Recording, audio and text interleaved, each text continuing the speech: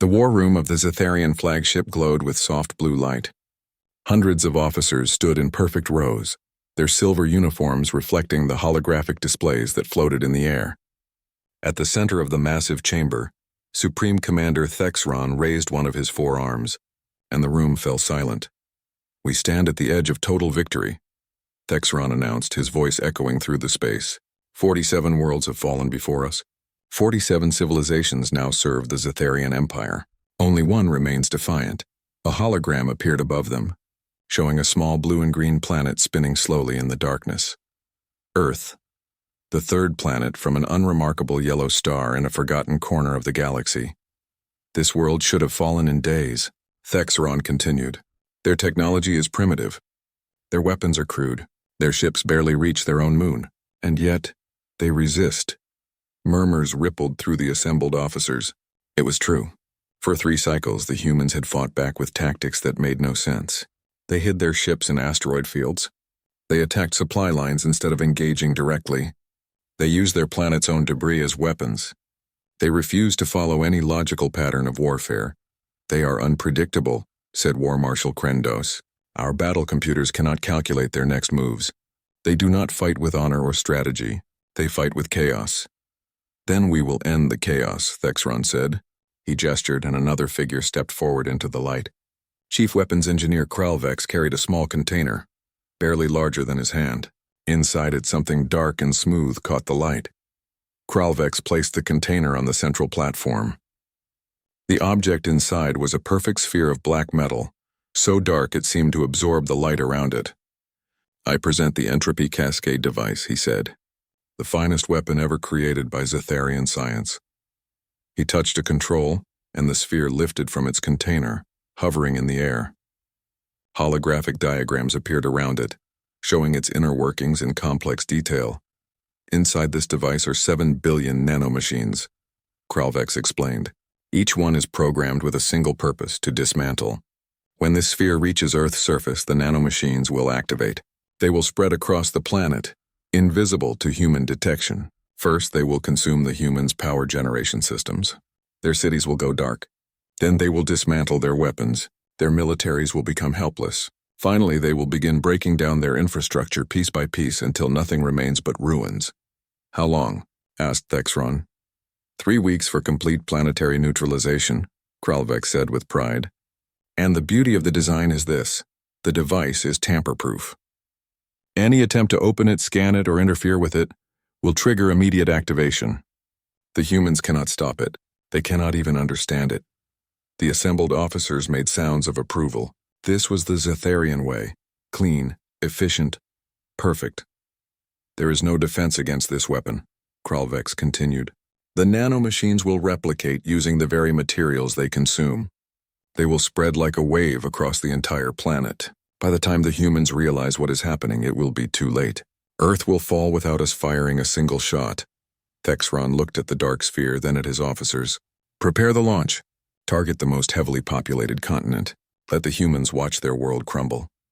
2 days later, the sphere was loaded into a missile and fired from the edge of Earth's solar system. It moved faster than any human satellite could track, faster than their primitive radars could detect. It entered Earth's atmosphere like a falling star, its surface glowing red with heat. The Zetharian fleet watched from their position beyond the moon. Sensors tracked every moment of the sphere's descent. It fell through clouds, past aircraft, down toward the surface of North America. The targeting system had chosen its landing site carefully: rural farmland in the center of the continent, far from major cities but positioned to spread efficiently in all directions. The sphere struck the ground in a field of corn, creating a small crater. Dust rose into the air and settled. The device sat there silent and dark, waiting. "Activation in 72 hours, Kralvex reported. "The internal systems are calibrating to Earth's environment. Soon the cascade will begin." The fleet waited. Sensors monitored every human communication channel, ready to detect the first signs of the collapse. 3 days passed.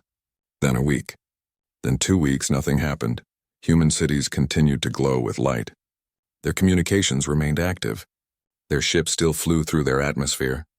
The power grids showed no disruption. The weapon systems remained online. "Status," Thexron demanded on the 15th day. Kralvek stared at his instruments in confusion. The device, it activated on schedule. The nanomachines dispersed, but there is no cascade, no replication, no destruction. Where is the device now? Kralvek's face went pale. His hands trembled over the controls. Commander, the device signature is moving. It is no longer on the planet's surface, then where is it? The sensor display updated, showing a trajectory. The officers stared in disbelief. It is in space, Kralvek whispered.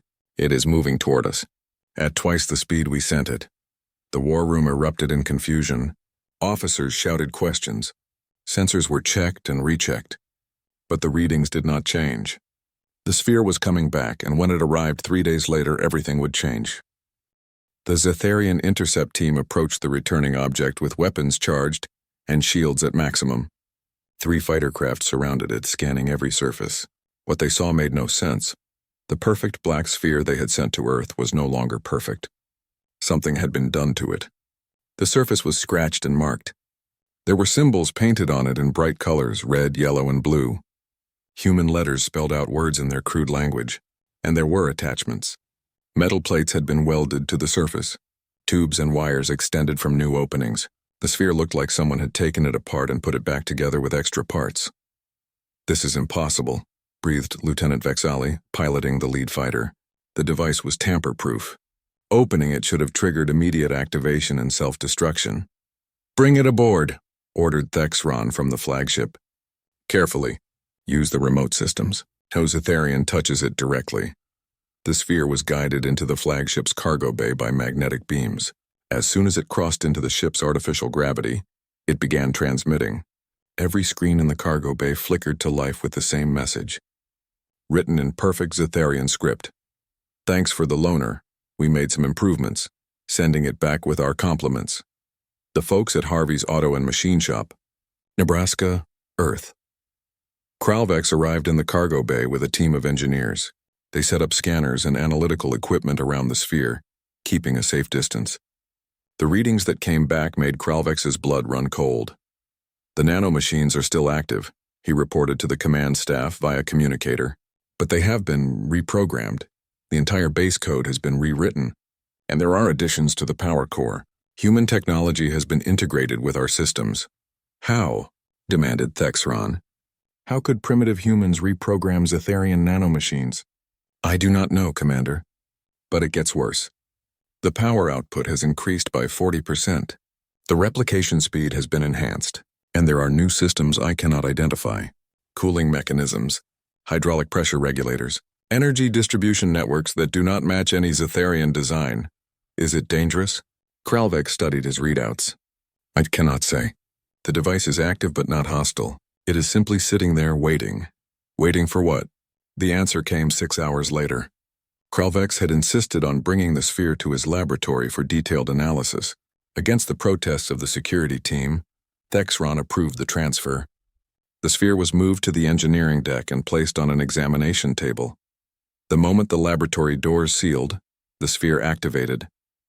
Nanomachines poured out of it like silver smoke. They spread across the examination table, then onto the floor, then up the walls. Alarms blared. Kralvek stumbled backward, shouting for help. Security teams rushed toward the laboratory, weapons ready, but the nanomachines did not attack. They did not consume or destroy. Instead, they began to work. The examination table, a standard Zetharian design that had remained unchanged for centuries, suddenly reconfigured itself. The surface adjusted to a more ergonomic height. The control panel relocated to a more convenient position. New features appeared. Better lighting, improved data displays, and what looked like a cup holder. A message appeared on the laboratory's main screen. Examination table upgraded. You're welcome. Also, your power coupling in Junction 7 is loose. Might want to tighten that. Kralvek stared in shock. The nanomachines continued spreading through the laboratory, touching every piece of equipment. Each thing they touched became better, more efficient, more user-friendly. The sterile Zetharian laboratory began to take on personality. Stop them, Thexron's voice shouted through the communicator. Shut down that laboratory. Seal the engineering deck. But it was too late. The nanomachines had reached the ventilation system. Within minutes, they were spreading through the entire flagship. Engineers across the ship began reporting strange occurrences. In the engine room, the main plasma reactor suddenly began operating at higher efficiency. The constant hum that every Zetharian engineer had learned to ignore became smoother, quieter. Diagnostic screens started displaying more helpful information, with suggestions for minor adjustments. In the weapons bay, targeting computers recalibrated themselves. Accuracy improved by 12%. The charging time for the main cannons decreased, and helpful notes appeared on every terminal. Hey, if you angle the emitter array by 3 degrees, you'll get better power distribution. In crew quarters, the environmental systems adjusted to individual preferences.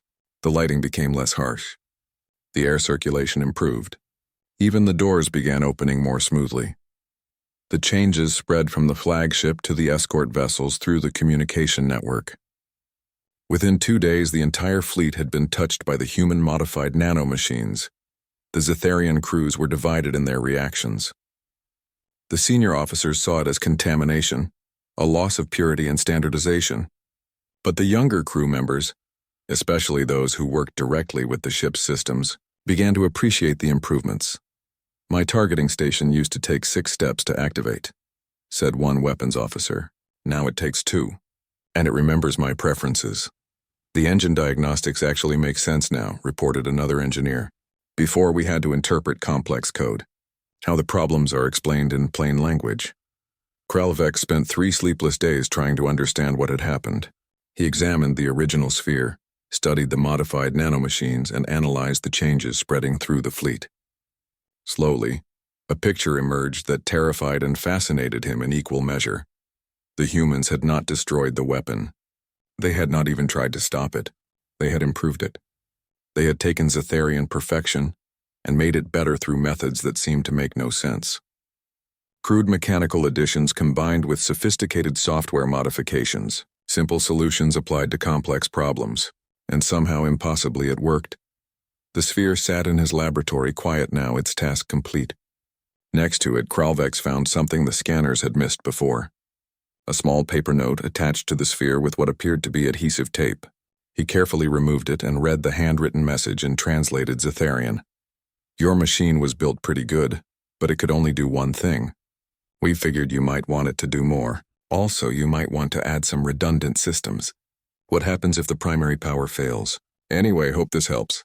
If you have any questions, feel free to call. Harvey. At the bottom was a string of numbers. A communication frequency. 3 weeks earlier, Harvey Donovan was working on a 2015 Ford pickup when his daughter Sarah came running into the shop, her phone in her hand and excitement on her face. Dad, something just fell into the north field. Big crater, lots of smoke. Harvey wiped his hands on his coveralls and followed her outside. Harvey's auto and machine shop sat on 20 acres of Nebraska farmland, surrounded by cornfields that stretched to the horizon. His grandfather had started the business in 1952. Fixing tractors and farm equipment. Harvey had expanded it, taking on everything from cars to experimental drones. If it had moving parts, Harvey could fix it. They drove out to the field in Harvey's old Jeep, bouncing along the dirt road between rows of corn. The crater was easy to spot. A circle of flattened corn surrounded a small impact site. At the center lay a smooth black sphere about the size of a basketball, still warm from its descent through the atmosphere. Don't touch it, Sarah warned. She knelt down, studying the object without getting too close. Sarah had inherited her father's gift for understanding machines, but she had taken it further. She had gone to MIT to study robotics and artificial intelligence before dropping out to come home and help run the family business. She said she learned more in the shop than in any classroom. What do you think it is? Harvey asked. Dad, look at it. Perfectly smooth. No seams, no markings. This isn't human technology. Sarah pulled out her phone and took pictures from every angle. This is from them. The aliens. The ones in the news. Harvey had been following the reports. For months, the governments of the world had been trying to keep it quiet, but word had gotten out. Ships in orbit. Attacks on satellites. The aliens wanted Earth to surrender, and Earth was fighting back with everything it had. Should we call someone? Harvey asked. Military? Government. And wait 3 days for them to show up and take it away? Sarah shook her head. Dad, this thing fell into our field. We found it. And look at it. It's not damaged. It's not leaking. It's not doing anything dangerous. It's just sitting here. Harvey looked at the sphere, then at his daughter, then back at the sphere. A slow smile spread across his face. You want to take it to the shop? I really do. They loaded it carefully into the back of the Jeep using thick gloves and a tarp. Back at the shop, they set it on the main work table and called in the rest of the team. Harvey's brother Earl, who specialized in electronics. Maria Rodriguez, their fabrication expert who could weld anything to anything. And young Tommy, fresh out of technical school, who understood computers better than anyone Harvey had ever met. Here's the rules, Harvey announced. We document everything.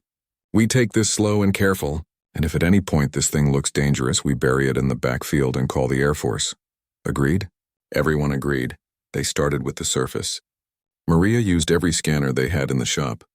X-ray, ultrasound, thermal imaging. The sphere appeared solid, but the scan showed something incredible. The inside was hollow, filled with some kind of machinery so small and complex that their equipment could barely resolve it. Nanotechnology, Sarah said, studying the scans. Millions, maybe billions of tiny machines, all dormant right now, waiting for something. Waiting for what? Earl asked. Only one way to find out. Sarah pulled up a chair. We need to open it. That should have been impossible. The sphere had no visible seams, no access panels, no obvious way inside. But Harvey's team had opened plenty of things that were never meant to be opened. They started with the simplest approach, looking for mechanical fasteners. When they found none, they moved to chemical analysis, searching for weak points in the material. When that failed, they tried something more direct. Maria set up a laser cutter, the kind used for precision metal work. If I can make just a tiny hole, we might be able to insert a camera probe. She started the laser. The beam focused on one point on the sphere's surface. For 10 seconds, nothing happened. Then the surface began to glow, not from the laser's heat, but from within. The sphere was responding. Shut it down, Harvey ordered. Maria killed the laser, but the sphere continued to glow. Lines of light traced across its surface, forming patterns and symbols.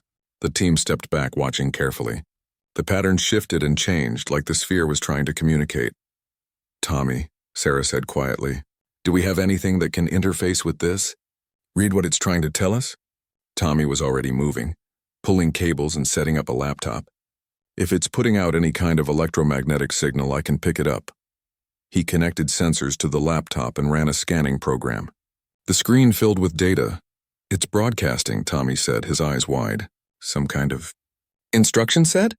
Like programming code, but way more complex than anything I've ever seen. Sarah leaned over his shoulder, studying the code. Her mind raced, making connections, seeing patterns. It's not just broadcasting. It's waiting for a response. It's waiting for us to tell it what to do. Can we do that? Harvey asked. Maybe. Sarah sat down next to Tommy. If I can figure out the language structure, I might be able to write a simple command. Something harmless. Just to see if it responds. They worked for 6 hours straight. Sarah and Tommy wrote and rewrote code, trying to match the patterns they were seeing. Earl and Maria analyzed the sphere's responses, looking for any sign of danger. Harvey kept everyone fed with coffee and sandwiches, his mind working through the problem in his own way. Finally, Sarah had something. A simple command written in a language pieced together from the sphere's own broadcasts. She looked at her father. This should tell it to open one small access panel. If I'm wrong, nothing happens. If I'm really wrong... She didn't finish the sentence. Send it, Harvey said. Sarah hit the enter key. The command transmitted. For a moment, nothing happened. Then a section of the sphere's surface, about the size of a quarter, simply slid aside. Smooth, silent, perfect. The team erupted in cheers. They had done it. They had communicated with alien technology. Over the next 2 weeks, they went deeper. The sphere opened more panels, revealing its inner workings. The nanomachines inside were incredible, but Sarah realized they were also limited. They were programmed for one task, destruction. They could only consume and replicate. This is a weapon, she told her father one evening. They sent this here to destroy Earth. But here's the thing, these nanomachines are adaptive. They're designed to learn from their environment so they can better dismantle whatever they encounter. That means we can teach them. Teach them what? Sarah smiled. How to build instead of destroy. The modification took another week. They rewrote the nanomachine's core programming, adding human engineering principles. Efficiency, redundancy, adaptability. They taught the machines to improve rather than consume, to enhance rather than destroy. They even added some of their own mechanical improvements to the sphere itself: better power management, cooling systems, fail-safes. When they were done, Sarah looked at the sphere with satisfaction. "We should send it back." "Send it back?" Earl said. "Are you crazy?" "Think about it," Sarah said. "They sent us a weapon. We're sending back a gift. We're showing them that we don't want to fight. We want to build. We want to make things better. And maybe, just maybe, they'll understand." Harvey looked at his daughter with pride. "All right, but we're including instructions. And a note." They spent the final day preparing the sphere for launch. Tommy rigged up a simple rocket system using parts from old satellites and guidance systems from agricultural drones. Maria welded the components with perfect precision. Earl programmed the flight path, and Harvey wrote the note by hand, his simple words expressing a complex idea. "We're not your enemies. We're mechanics. We fix things. We make things better. That's what we do." The sphere launched on a clear night, rising into the sky on a pillar of fire. The team watched it go, wondering if they had just saved the world or made a terrible mistake. Only time would tell. The changes spread through the Zetharian fleet like ripples across water. What started in one flagship became a wave that touched every ship in the armada. Within 5 days, every vessel had been modified by the human-enhanced nanomachines. At first, the High Command tried to stop it. They isolated infected ships. They purged computer systems. They even tried to physically destroy the nanomachines with electromagnetic pulses. Nothing worked. The machines were too small, too numerous, and too smart. They hid in the walls, in the wiring, in places scanners could not reach. And when the danger passed, they resumed their work. The younger crews stopped seeing it as an infection. They started calling it an upgrade. Pilot Silthra, a junior engineer on the cruiser Relentless, was one of the first to embrace the changes. She had spent 7 years working on the same navigation systems, following the same procedures, maintaining the same equipment. It was efficient. It was predictable. It was boring. When the nanomachines reached the Relentless, everything changed. Her navigation console, which had required 6 different screens and 12 input devices, reorganized itself. Now everything she needed was on one screen, arranged logically. The controls responded to her touch patterns, learning her preferences. Warning systems became clearer. Redundant safety checks that had wasted time were streamlined. "This is incredible," she told her friend Kexnall in the crew quarters. "I can do my job twice as fast and with better accuracy.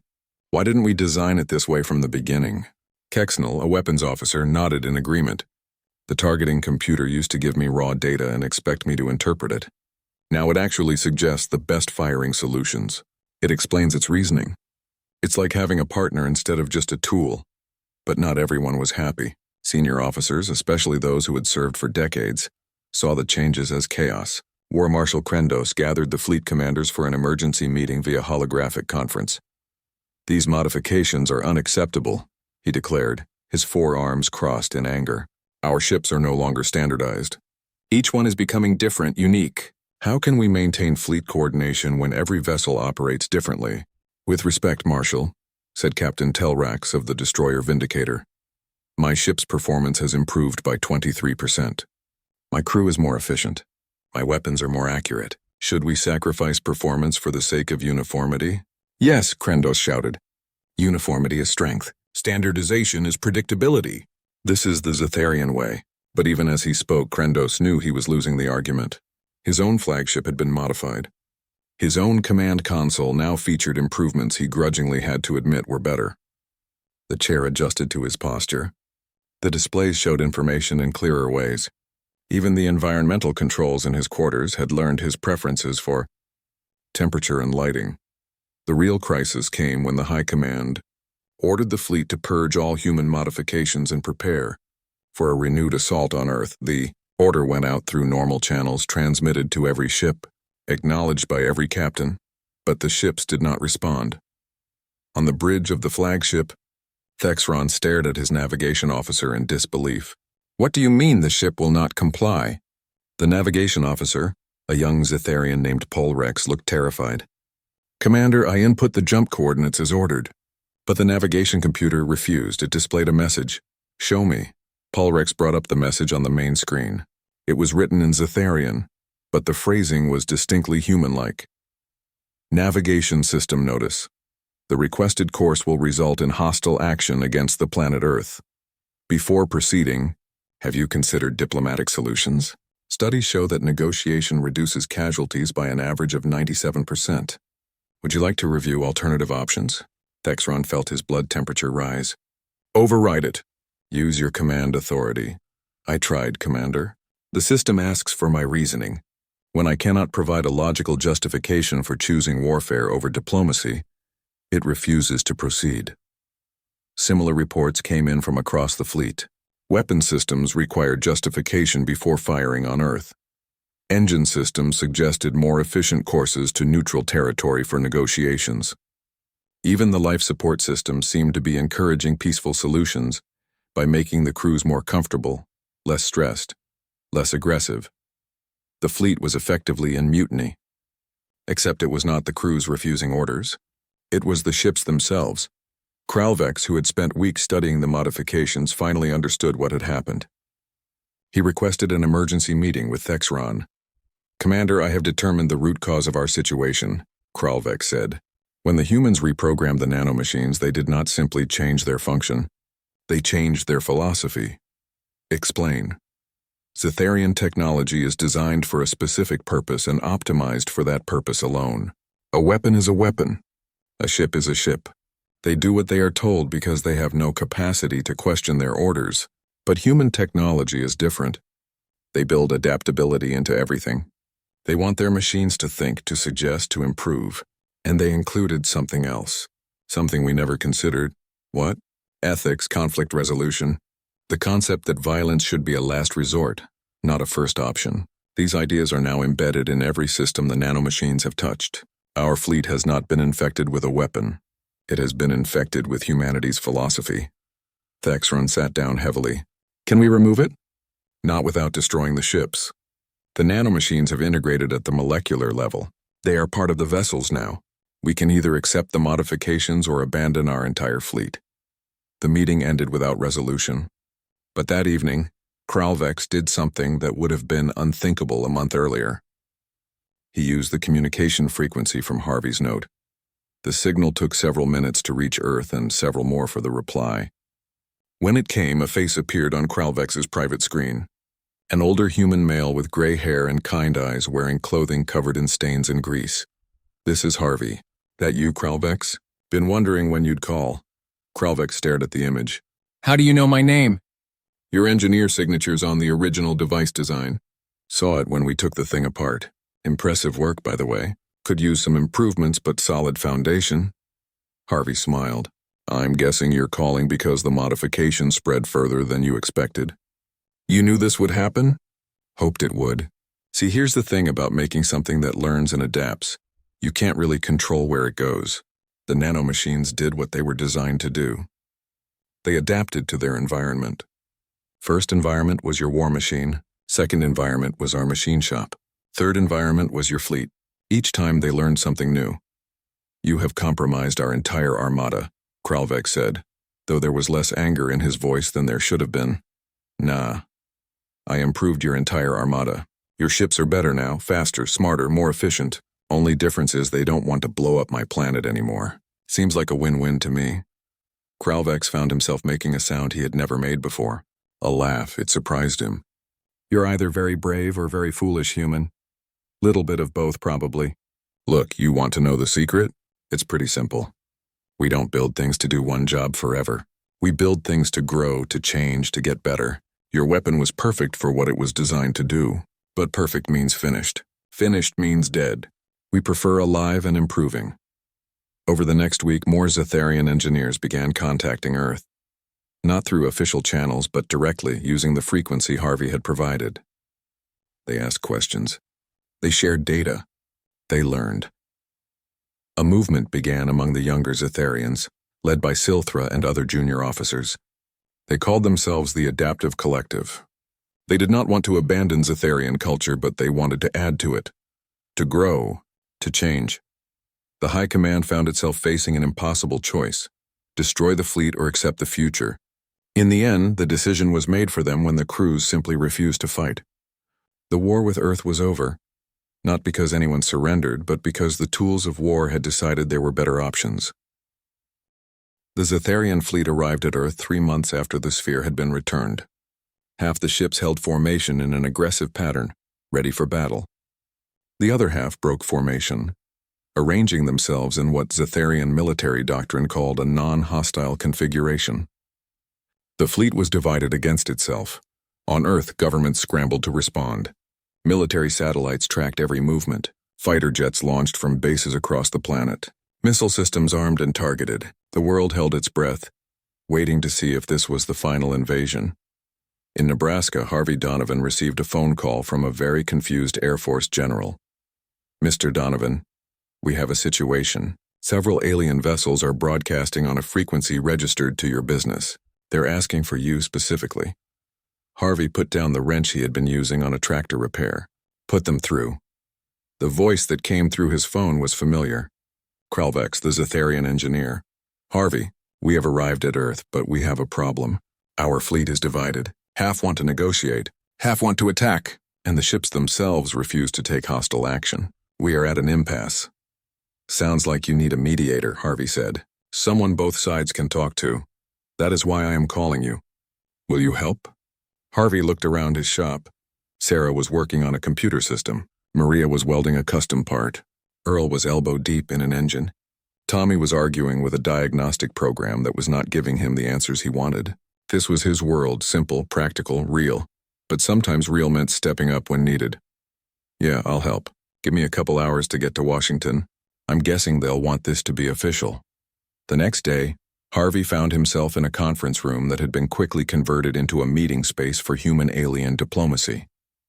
On one side sat representatives from Earth's major governments, military leaders, and scientists. On the other side, displayed on massive screens, were Zetharian commanders from both factions. Harvey sat in the middle, wearing the cleanest set of coveralls he owned. Thexron spoke first. "Humans of Earth, the Zetharian Empire came to your world to conquer. You resisted with tactics we could not predict. Then you did something we did not anticipate. You turned our weapon into something else, something that has changed us." "Changed you how?" asked the UN Secretary General. Kralvex answered. "You taught our machines to think differently, to value improvement over perfection, to ask questions instead of blindly following orders. These changes have spread throughout our fleet and our society. Some of us believe this is progress. Others see it as corruption. We are divided. So you came here to what? Ask us to choose sides?" Sarah, who had insisted on attending with her father, leaned forward. "Because that's not how this works. We didn't modify your device to change you. We modified it because that's what we do. We make things better." War Marshal Krendos, leading the conservative faction, made a sound of anger. "Better? You have made our fleet refuse orders. You have compromised military discipline. You have infected us with chaos." Harvey cleared his throat. Everyone turned to look at him. He felt out of place among all these officials and military leaders, but he knew machines. And he knew people. And right now, both were pretty similar. "Can I tell you about a car?" Harvey said. Krendos looked confused. "What, a car?" "Specifically a 1967 Chevrolet Impala. My grandfather bought it new. Drove it for 40 years. Thing was falling apart by the time he gave it to me. Engine barely ran. Transmission slipped. Body was rusted. By every measure, that car was finished. Should have been scrapped." Harvey pulled out his phone and showed a picture. A beautiful classic car, gleaming black paint, chrome shining in the sun. "Took me 15 years to restore it. But here's the thing. I didn't just restore it. I improved it. Modern fuel injection, updated suspension, better brakes. Kept the original look but made it safer, faster, more reliable. Now it's better than it ever was, even when it was new. That's the human way. We don't just maintain, we improve." He looked at the Zetharian commanders. "You built your fleet to be perfect. But perfect means finished. Finished means it can never get better. We showed you that there's always room for improvement. That's not chaos. That's growth. But at what cost?" Krendos demanded. "We have lost our uniformity, our predictability, our control. Have you?" Sarah stood up, pulling up data on her tablet and casting it to the screens. "Your ships are more efficient. Your crews are more effective. Your systems are more reliable. Yeah, each ship is a little different now. Each one has adapted to its crew. But look at the performance metrics. By every measurable standard, your fleet is better than it was. Silthra, the young engineer who had become a leader of the adaptive collective, spoke up. She is correct. I have compiled data from across the fleet. Combat readiness has increased. System failures have decreased. Even crew morale is higher. We have not lost effectiveness. We have gained it by abandoning our principles, Krendos said. No, Thexron said quietly. Everyone turned to look at the Supreme Commander. By expanding them. Marshal Krendos, I understand your concerns. I shared them. But I have spent these months reviewing everything that has happened. The humans did not defeat us. They offered us a choice. Stay as we are, perfect and unchanging, or grow, improve, adapt. And if we choose wrong? Krendos asked. Harvey smiled. That's the thing about growth. There's no wrong choice. Just different paths. Some paths work better than others. When you find one that doesn't work, you try another. You experiment. You learn. You improve. The discussions continued for hours. Arguments were made. Data was reviewed. Compromises were negotiated. In the end, a decision emerged that surprised everyone. The Zetharian Empire would split. Not violently, but deliberately. Those who wanted to maintain the old ways would return to Zetharian space. Taking ships they would restore to original specifications. Those who wanted to embrace change would stay, forming a new society based on adaptation and growth. It was not the ending anyone had expected, but it was one both sides could accept. 6 months later, Harvey's auto and machine shop installed a new sign. It was bigger than the old one, with letters in both English and Zetharian script. Harvey's Auto and Machine Shop, now serving Earth, Zethar, and beyond. If it's broke, we'll fix it. If it ain't broke, we'll make it better. The shop had expanded. 2 additional buildings had been constructed to handle the new work. Zetharian engineers came to Earth to study human methods. Human engineers went to Zetharian space to learn alien technology. An exchange program had been established. Knowledge flowed both ways. Kralvex had become a regular visitor. He and Harvey spent long hours in the shop, working on projects that combined Zetharian precision with human creativity. They were designing a new generation of ships, vessels that were built from the start to adapt and grow, with both species contributing to their development. Sarah had taken on 3 Zetharian apprentices. They struggled with human imprecision at first, frustrated by approaches that seemed random and chaotic. But gradually they learned to appreciate the value of creative problem-solving, and they taught the humans the value of careful planning and systematic analysis. The original sphere sat in a place of honor in Harvey's office, mounted on a stand. It had been deactivated, its nanomachines dormant, but its impact continued to spread, because the sphere had not stopped with the Zetharian fleet. The modified nanomachines, now with human adaptability and Zetharian precision, had begun spreading to other worlds, not aggressively but through trade and contact. Each civilization they touched gained the ability to enhance and improve their technology. Some rejected it. Some embraced it.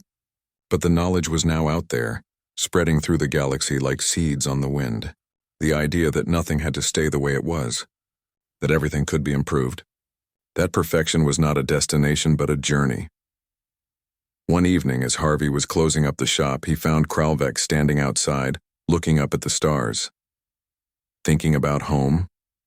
Harvey asked. Thinking about change, Kralvex replied. A year ago, I believed I had achieved perfection. I had designed the ultimate weapon. I was proud of that achievement. Now I realize I had designed something that could only destroy. You showed me how to build something that could create. We just did what we always do. Took something apart, figured out how it worked and made it better. It is more than that, Harvey. You gave us possibility. The understanding that we do not have to be what we were. We can become what we choose to be. Harvey smiled. That's the thing about machines. And people. We're all works in progress. The minute you think you're finished, you stop growing. Better to always have one more thing to improve. They stood together in the quiet evening, human and alien, mechanic and engineer. Above them, stars shone in the darkness. Somewhere out there, the modified nanomachines continued their work, spreading the simple message that had started in a Nebraska farm field. Everything can be better. Everything can grow. Everything can change. You just have to be willing to try. And maybe, just maybe, use a little duct tape and WD-40 when necessary.